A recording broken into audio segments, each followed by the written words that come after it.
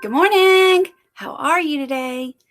So, today our focus is on how authors take stories and change them. Sometimes we may read a story and we keep thinking about what would happen in the story. What could the characters do? Or where could they keep going? And we extend the story and make the story longer. But sometimes an author, and let's think, an author writes the words. An author, he can take the story and he can change the setting. Where does the story happen? He can change the characters. Who is the story about? He can even change details in the story. And those details are what make the story interesting. So before we read Miss Simpson's story today, I want you to watch this very short clip of a story that is a very classic story. Maybe your moms or your grown-ups have read this story before. So I need you to put on your looking eyes and your listening ears and watch this story for me first. It's very short. You ready? Here we go.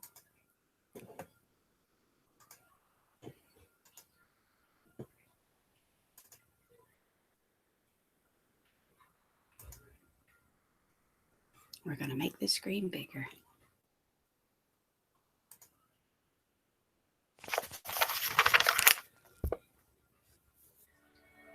Once upon a time, there was a girl called Little Red Riding Hood. She lived with her mother in a village near a forest. One day, Little Red Riding Hood went to visit her grandmother. She took a basket of food with her. On her way, Little Red Riding Hood met a wolf. "Hello," said the wolf. "Where are you going?" "I'm going to visit my grandmother who lives in the forest," explained Little Red Riding Hood. The wolf ran to grandmother's house. He went inside, put on a nightgown, and got into her bed. A little later, Little Red Riding Hood came to the house. She knocked on the door, then went inside. Little Red Riding Hood went over to grandmother's bed. "Oh, Granny, what big ears you have," she said. "All the better to hear you with," answered the wolf. "Oh, Granny, what big eyes you have," said Little Red Riding Hood. "All the better to see you with," replied the wolf. "Oh, Granny, what big teeth you have," gasped Little Red Riding Hood. "All the better to eat you with," replied the wolf. "Help!" shouted Little Red Riding Hood as she realized that there was a wolf in her grandmother's bed.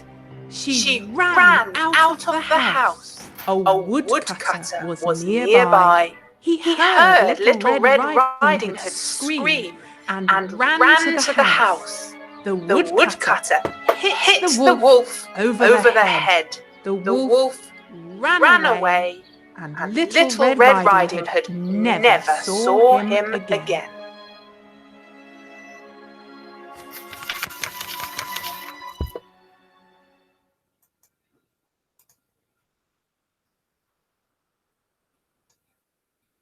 Okay, so that story was about a little girl going to see her grandmother.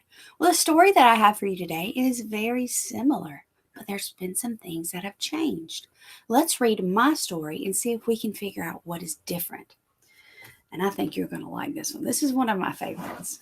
So, this story is called Ninja Red Riding Hood. Look at Red Riding Hood. We see the little girl in the red cloak, that red cap, the red jacket. We see a wolf. So we already kind of know that there are two characters that are the same in this story. So as I read the story, I want you to look and listen and pay very close attention and see what's alike and what's different. And we'll talk about it at the end. Okay. So, Ninja Red Riding Hood. There's the title.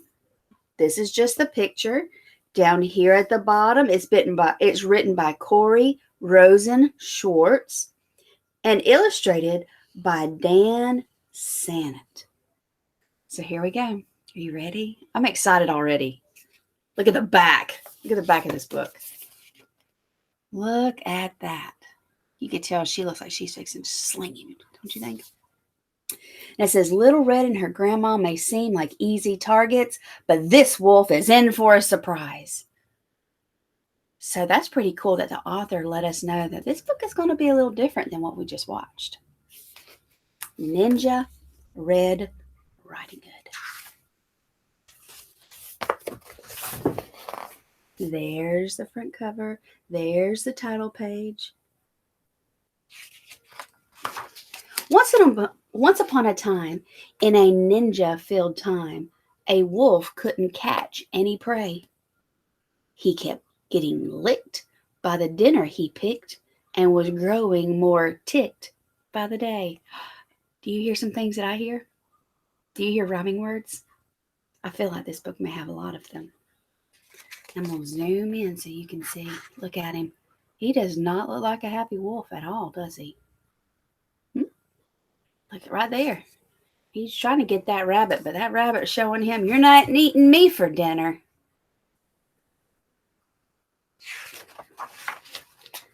His belly was aching for bacon. I'm wasting away, he complained. To huff and to puff was no longer enough, so he snuck into school to be trained. Look at him. He snuck into school to be trained. What kind of school is he at right now? Can you tell what kind of school he went to? We don't do that at our school, do we? It's a different school. He practiced his katas for hours. He mastered the whirlwind and wheel. He jackknifed and flipped, and at last he felt equipped to once again catch a good meal. So you can tell, I'm going to zoom in so you can really see the pages. You can tell that he is really learning what he needs to, isn't he? He's working really hard. Maybe he'll catch him a good meal. Wolves need to eat, right? Drooling with anticipation. That means he was so excited. He set off in search for some meat. While deep in the wood, he met Riding Hood. I'm bringing my grandma a treat. Now look, we have that speech bubble. The wolf licked his chops when he saw her and hastily thought up a plan. There are blossoms that way. You can pick a bouquet to give your little old gran. So he's trying to get her in such a space. What do you think he might try to do? Now, as a listener, you're already thinking about the story. You should be wondering, what in the world is he going to do? What is she going to do?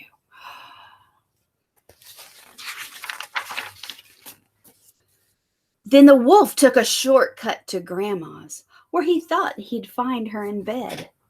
But Granny was gone, so he put her robe on and eagerly waited for Red. Look at him dressing up. He dressed up just like... Look, let's think back. In the video, did they meet each other in the forest? They did. In the video, did he dress up like Granny? He did. There's a lot of things that are the same. But did that wolf go to that school? Nope, he sure didn't in the other story. Soon after, he heard someone knocking. He called out, My dear, come on in. Oh, don't you look good in your lovely red hood, but a shame that you've gotten so thin. Here she is.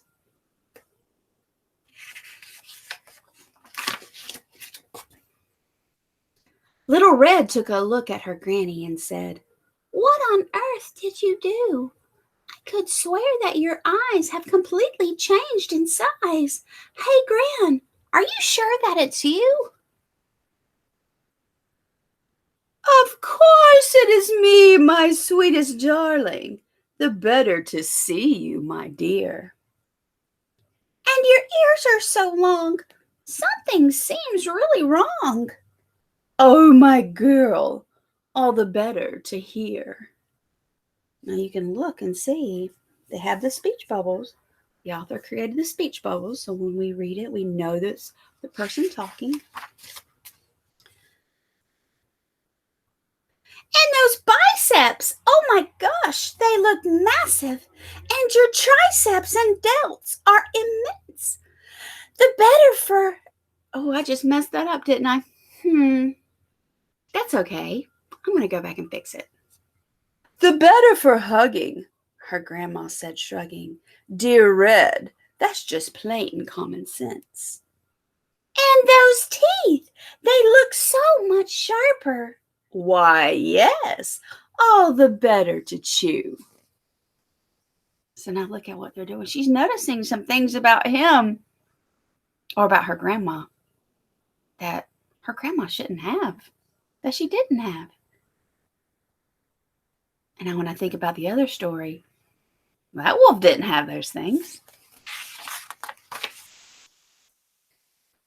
He jumped out of bed to gobble up Red, but I wonder what's going to happen.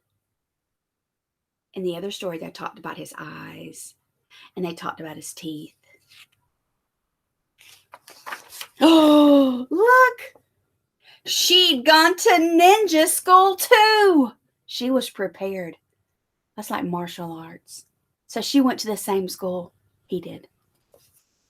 Look at her ready. She's not scared. That's pretty awesome. She grappled and sideswiped and twisted and escaped from his clutches unscratched. She attempted a lock, but he managed to block. They appeared to be evenly matched.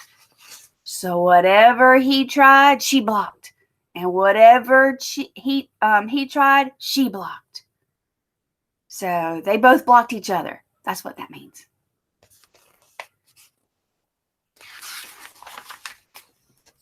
Just then they both heard someone chopping. A woodsman, Red thought, but instead it was Gran and her gi. She just come from Tai Chi. Don't you dare harm a hair on her head.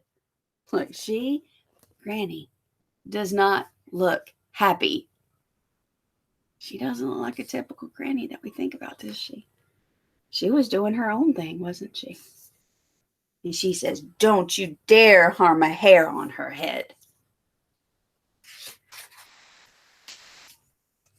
The wolf took a swing that instant, but Red deftly dodged the attack. She got a good grip, threw him over her hip, and the wolf wound up flat on his back. He wasn't expecting it, was he? That's pretty cool, huh? We didn't see this in that other story, did we? Skedaddle, the wolf said in anguish as he struggled back up on his feet. Just a second, you beast. You will not be released if you promise to give up red meat. Though his tummy still rumbled with hunger, the wolf faced his rival. That word rival is like the person he's going up against, and vowed, Ninja Red, you have won. My meat days are done. Oh, Red Chan, said Gran, I'm so proud. So Red became his rival. They were going up against each other.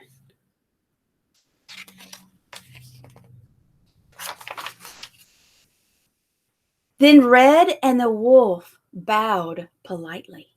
Bow. We've done that in class. And Gran gave him half her peach pie. The wolf was a mess.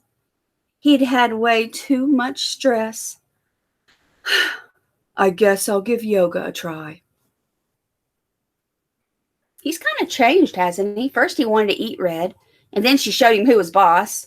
And now look what he wants to do. He doesn't want to eat her, and they're being kind to him.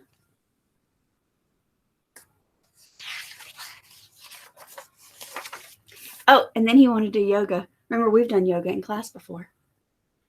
He enrolled at the Downward Dog Center, where his tension began to decrease.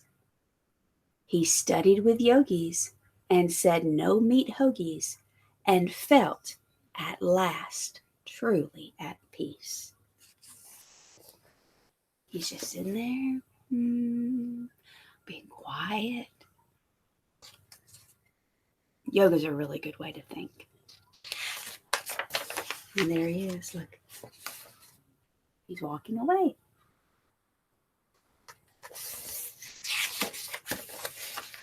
That's the end of the story. Ninja Red Riding Hood. So when we think about this story and we compare it to the video, remember we've done the compare? Remember we've taken and we've drawn the big circle on the board and we drew the circle and they overlapped like this.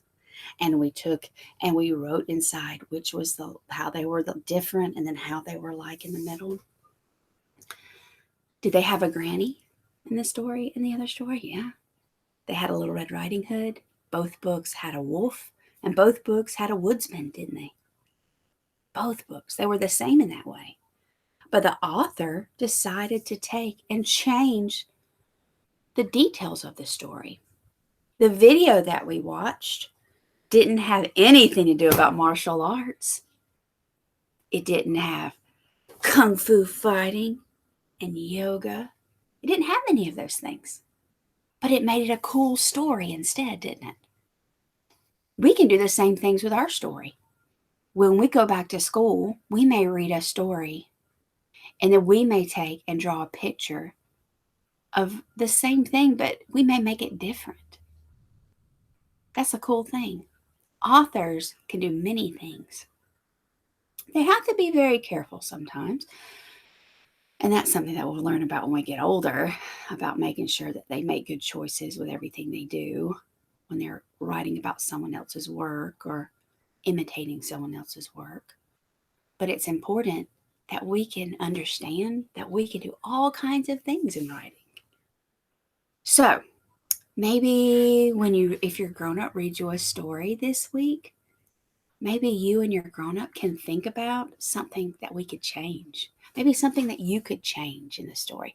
Maybe it might be adding another character or maybe going to a different place. This story didn't necessarily take place in the forest like the other story. Actually, it took place, it looks like, well, it kind of did take place in a forest, I suppose. It just isn't the kind of forest that we're used to. Look right here. See in this part of the story? I see there's green, it looks like bamboo. So I guess it did take place in a forest. It just didn't take place in the forest like we're used to. Maybe the ones that's outside your house. So we can really, reading and writing and all of those things together can take us so many places and make us change things and make it even cooler.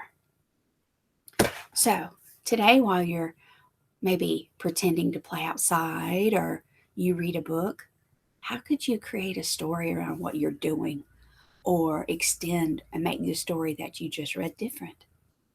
That's a cool way to think and a cool thing to do. And we'll do that when we come back to school. I love you, and I will see you soon.